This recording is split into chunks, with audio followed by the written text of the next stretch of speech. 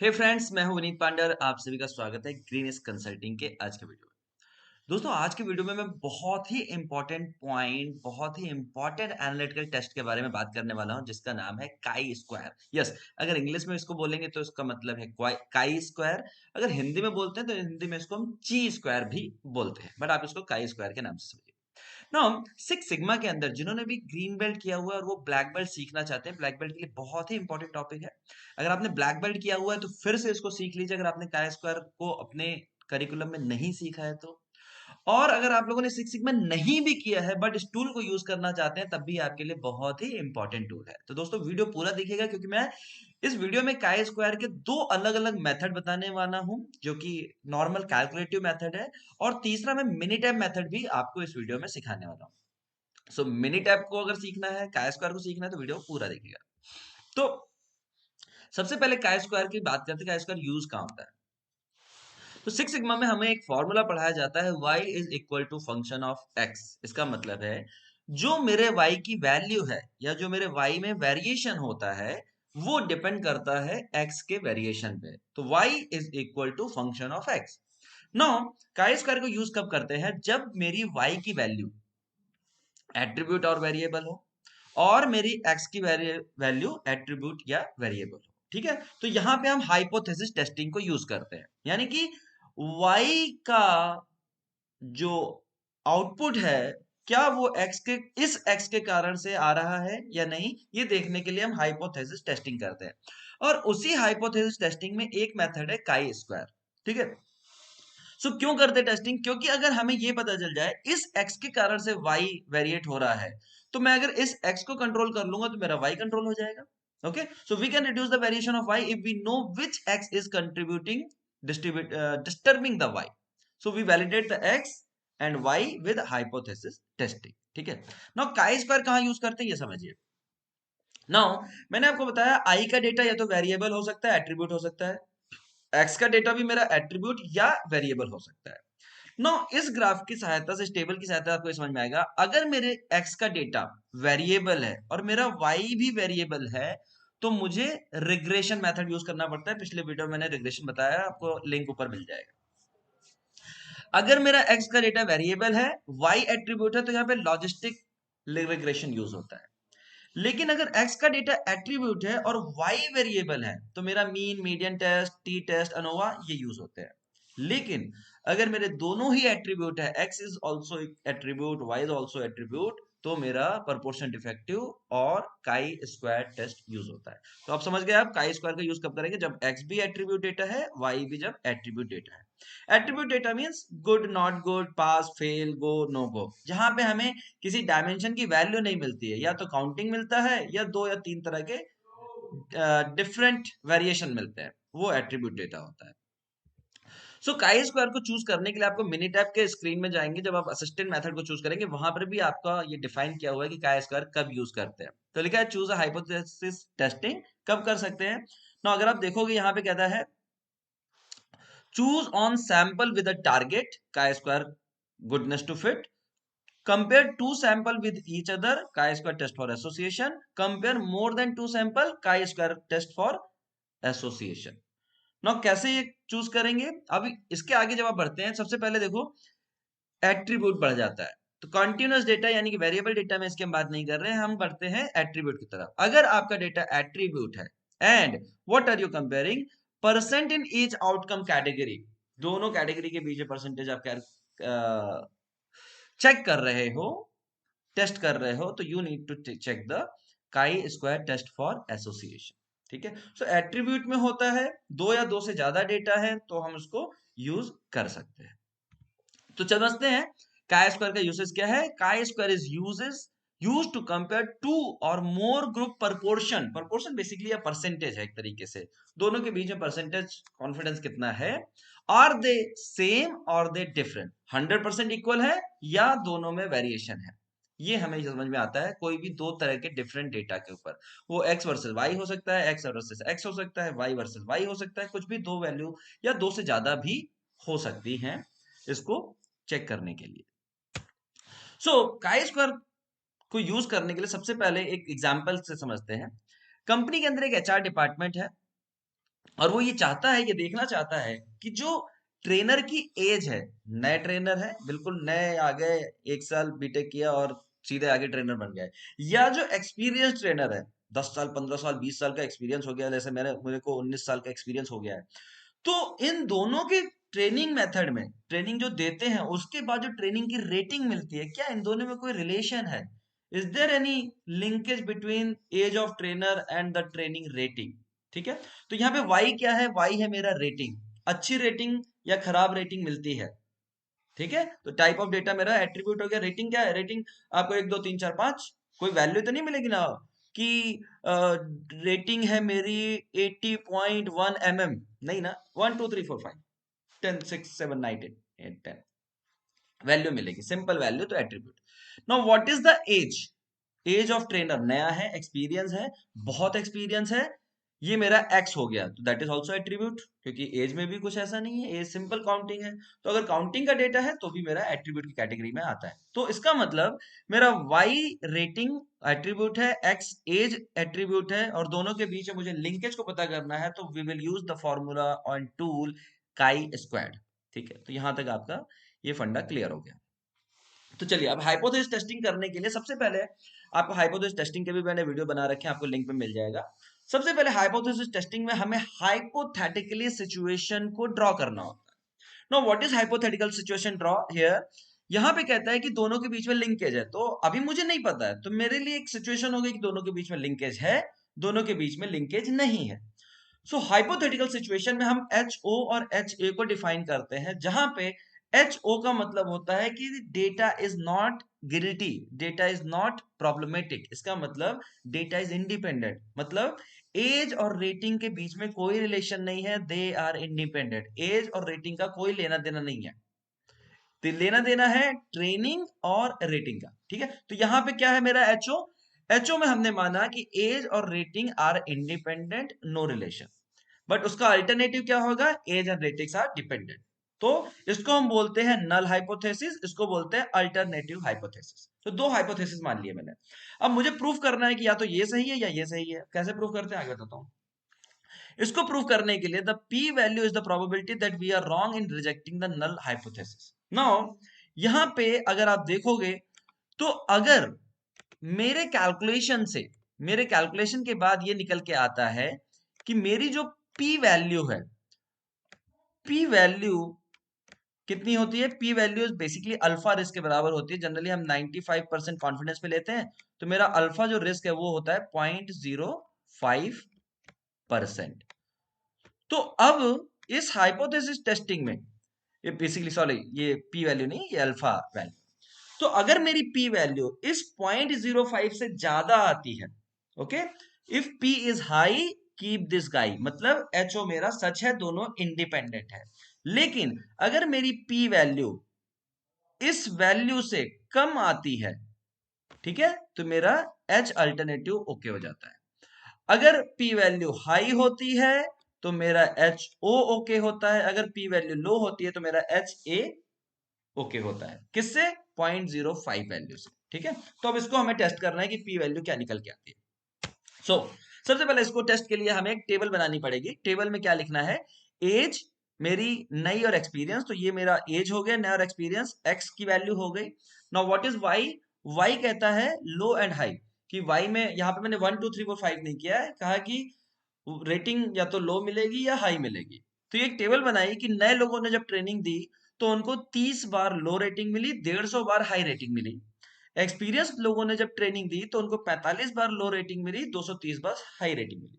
अब अगर आप इसका परसेंटेज निकालोगे तो परसेंटेज ऑलमोस्ट इक्वल है, शायद आपका एक्सपीरियंस वाला पॉइंट थोड़ा सा ऊपर जाता है। ठीक है, तो ये हमारी सिंपल टेबल हो गई कि एज और रेटिंग का लिंकेज। ओके, अब इसके आगे स्टेप में बढ़ना है आपको। सबसे पहले क्या करना है? रो एंड कॉलम को टोटल करना है। तो सिंपल स्टेप्स है, बहुत सिंपल सिंपल स्टेप्स, आप समझते चलोगे, आसानी से कर लोगे। वीडियो बनाने के बाद, वीडियो को देखने के बाद तुरंत इसको अपने एक्सेल पे, पावर पॉइंट पे या नोटबुक पे ड्रॉ करेंगे, आपको बहुत आसानी से समझ में आएगा। ठीक है, नो आपको इस कॉलम और रो का टोटल करना है। ओके, 180, 275, इसका टोटल 75, इसका टोटल 380 हो गया। नेक्स्ट स्टेप, नाउ आपको एक्सपेक्टेड फ्रीक्वेंसी टेबल निकालना है। ये जो वैल्यू है ये मेरी ऑब्जर्व्ड वैल्यू है जो मुझे एक्चुअली मिली है। मुझे क्या निकालना है? Expected value as per the probability table.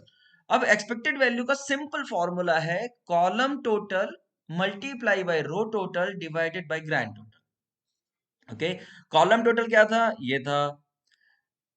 Row total क्या है? ये है। और ग्रैंड टोटल क्या है? इन सभी का टोटल, दिस इज 455। तो मैंने क्या किया? कॉलम टोटल क्या है?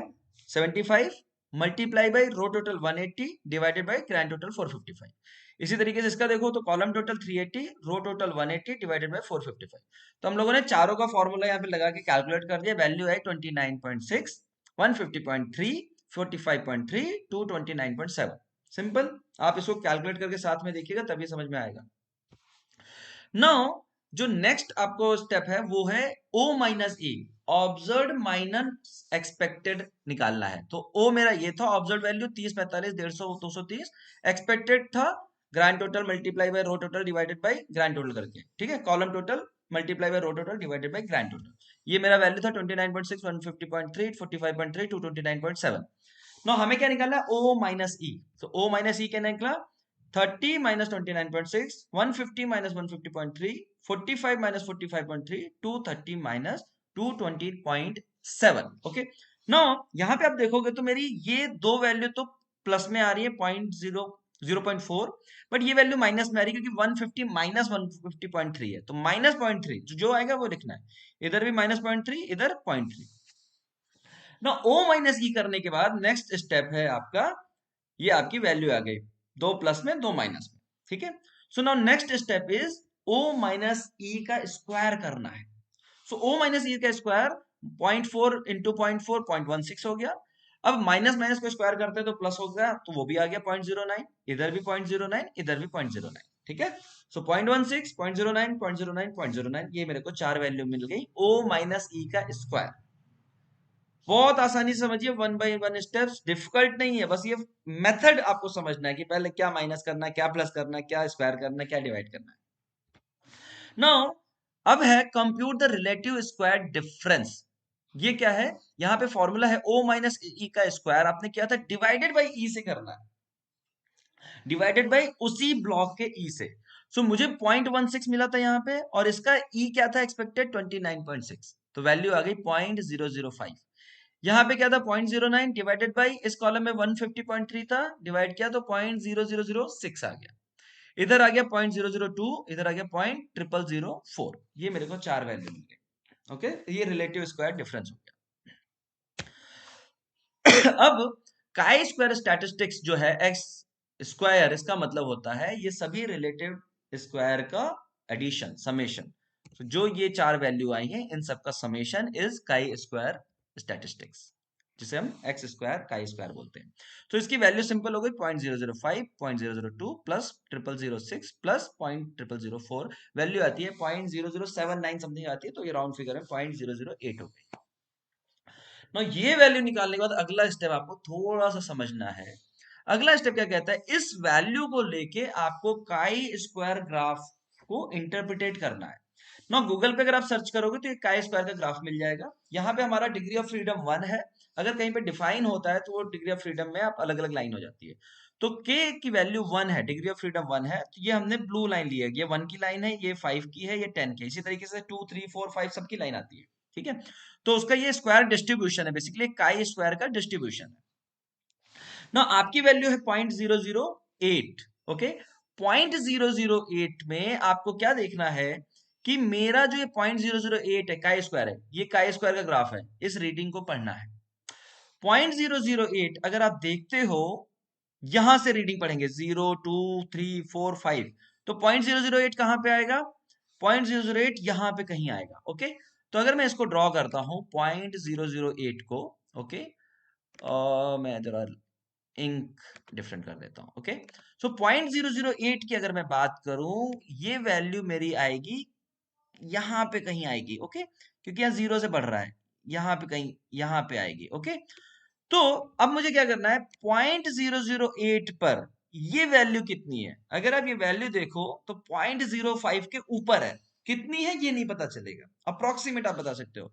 मान लो आपकी वैल्यू 2 होती, ये वैल्यू अगर 2 होती तो क्या होता, 2 की वैल्यू पे ये वैल्यू मेरी 0.10 के ऊपर होती, 4 पे 0.05 से कम होती, 6 पे और कम होती, 7 पे और कम होती। तो चूंकि 0.008 काई स्क्वायर पे मेरी p की वैल्यू 0.05 से बहुत ज्यादा आ रही है, कहीं 7, 8, 9 के आसपास आएगी, इसका मतलब अगर मेरी p की वैल्यू हाई है, तो मैंने क्या बोला था पीछे, if p value is high, p value high, this is right. मतलब age and ratings are independent, age और रेटिंग का कोई लेना देना नहीं है, केवल और केवल ट्रेनिंग कितने अच्छे तरीके से दी गई है, कितना इंटरेक्टिव दी गई है, उसका यहाँ पे रिलेशन है। सो एच ओ मेरा करेक्ट हो गया, नल हाइपोथेसिस मेरे को ओके हो गया, पास हो गया, मुझे रिजेक्ट करने की जरूरत नहीं है। ओके, तो ये पहला मेथड है ना। दूसरा मेथड भी मैं आपको बताता हूं, उसको हम टेबल से देखते हैं।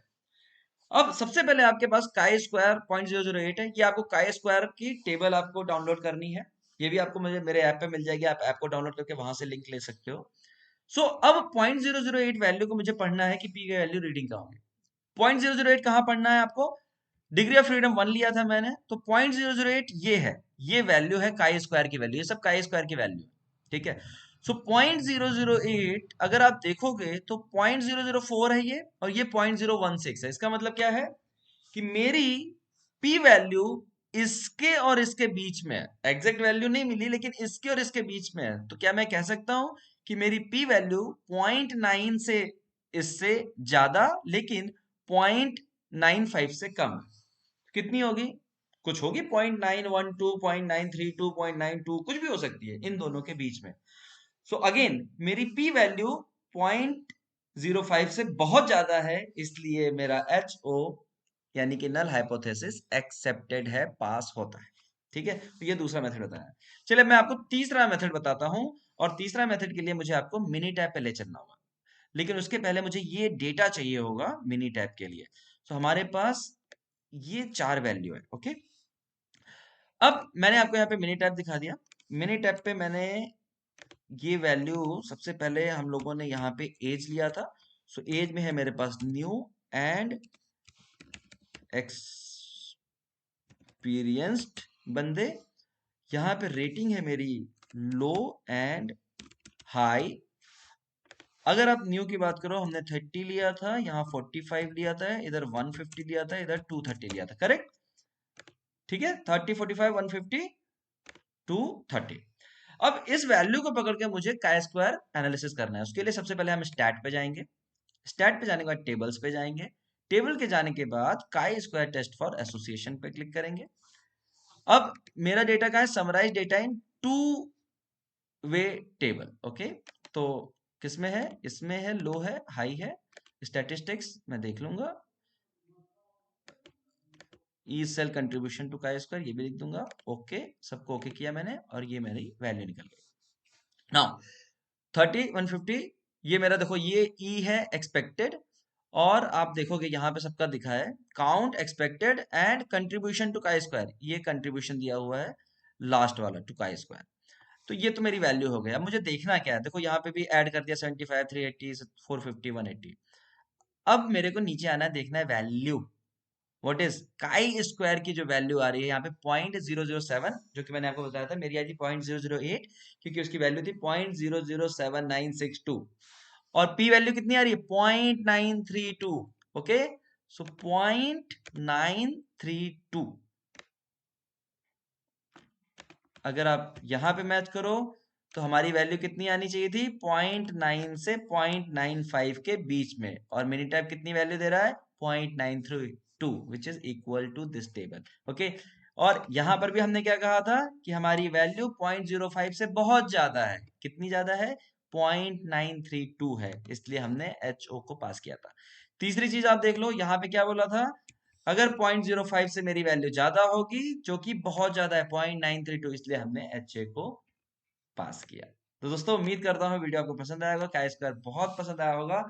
हाँ, ये थोड़ा लाइट का डिस्टरबेंस आप इसको इग्नोर करिए, क्योंकि सीखने के वक्त ये सब चीजें नहीं देखते, लाइट आई गई क्या किया, लेकिन अपने को ये समझना है कि काई स्क्वायर को यूज कहाँ करना है और उसको कैसे इस्तेमाल करके अपने नॉलेज को बढ़ाना है। थैंक